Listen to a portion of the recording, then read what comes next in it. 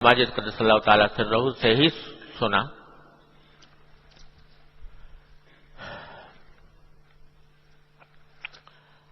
اپنے والد ماجد رحمۃ اللہ علیہ کے بارے میں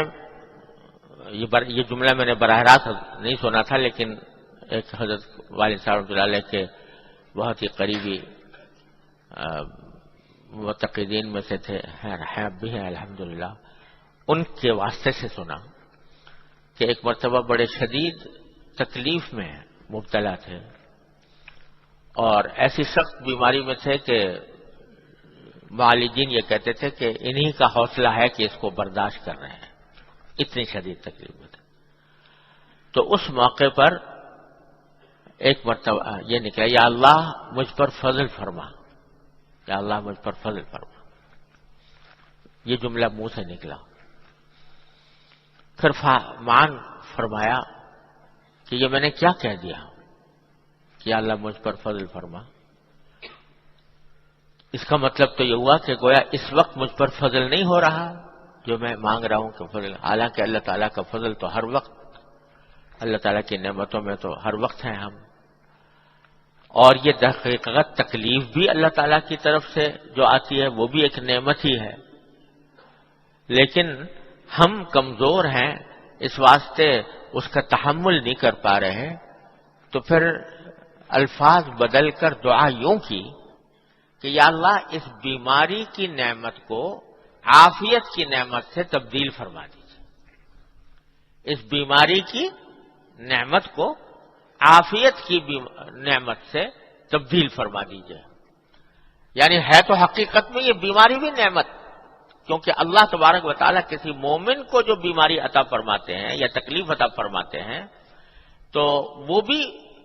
اس آدمی کے ساتھ خیر خواہی کی بنا پر عطا فرماتے ہیں، جس کی تفسیر ایک حدیث میں اس طرح آتی ہے کہ نبی کریم سرور دو عالم صلی اللہ علیہ وسلم نے ارشاد فرمایا کہ بعض اوقات اللہ تبارک و تعالیٰ کسی اپنے بندے کو کسی خاص درجے تک پہنچانا چاہتے ہیں،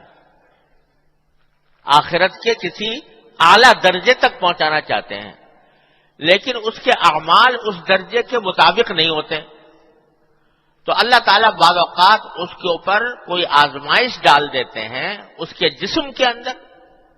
یا اس کی اولاد کے اندر یا اس کے مال کے اندر کوئی آزمائش جیسے ڈال دیتے ہیں جس کے نتیجے میں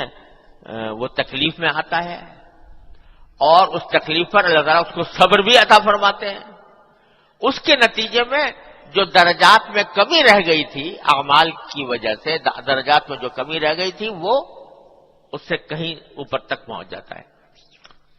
انسان کو نہیں پتا ہوتا کہ میرے ساتھ یہ کیا معاملہ ہو رہا ہے، کس طرح مجھے ان اعلیٰ درجات تک پہنچایا جا رہا ہے، اور انسان اس کو اپنے لیے برا سمجھتا ہے، لیکن حقیقت میں وہ اللہ تبارک و تعالیٰ کی طرف سے ایک عظیم رحمت ہوتی ہے۔ تو کوئی بھی تکلیف ہو وہ معال کار اور انجام کے اعتبار سے ایک مومن کے لیے فائدہ مند ہے۔ حدیث میں آتا ہے کہ جب اللہ تبارک و تعالیٰ آخرت میں صبر کرنے والوں کو اجر عطا فرمائیں گے اور جنت کے اعلیٰ ترین درجات ان کو حاصل ہوں گے، تو دوسرے لوگ تمنا کریں گے کہ کاش دنیا میں ہماری کھالوں کو قینچیوں سے کاٹا گیا ہوتا، یعنی دنیا میں ہمیں تکلیفیں پہنچتی اور ان تکلیفوں کے اوپر ہم صبر کرتے، اور اس صبر کے نتیجے میں ہمیں بھی یہ اعزاز حاصل ہوتا اور یہ درجات ہمارے بلند ہوتے۔ تو حقیقت میں انسان تو بیچارہ ظاہری تکلیف کو دیکھتا ہے، اس کی وجہ سے پریشان ہوتا ہے، اس کی وجہ سے اس کو رنج ہوتا ہے کہ میں تکلیف میں ہوں، لیکن حقیقت میں وہ اللہ تبارک و تعالیٰ کی طرف سے وہ بھی ایک نعمت ہوتی ہے۔ اسی لیے حضرت والد صاحب صلی اللہ تعالیٰ عنہ نے یہ دعا فرمائی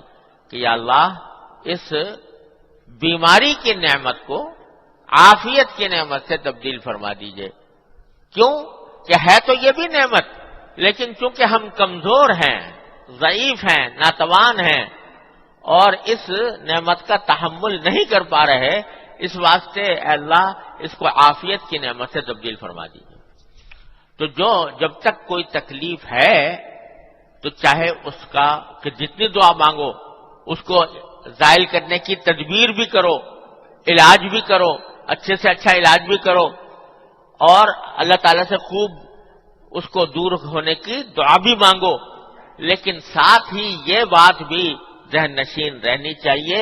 کہ یہ جو کچھ اللہ تعالیٰ نے مجھے تکلیف دی ہے یہ اللہ تبارک و تعالیٰ کا یہ فضل و کرم ہی ہے، اللہ تعالیٰ کے فضل و کرم ہی کا ایک عنوان ہے، اور اس سے مجھے آخرت کے اعتبار سے مجھے فائدہ پہنچ رہا ہے۔ اسی طرف ذہن کو منتقل کرنے کے لیے نبی کریم صلی اللہ علیہ وسلم نے یہ الفاظ تجویز فرمایا کہ لا بأس طہور انشاءاللہ، لا بأس طہور انشاءاللہ۔ یہ پہلا جملہ ہے کہ جب کسی کی بیماری کی خبر سنو یا کسی کو بیمار دیکھو تو پہلا جملہ یہ کہنا چاہیے۔ افسوس ہے کہ ہمارے ہاں رواج ختم ہو گیا،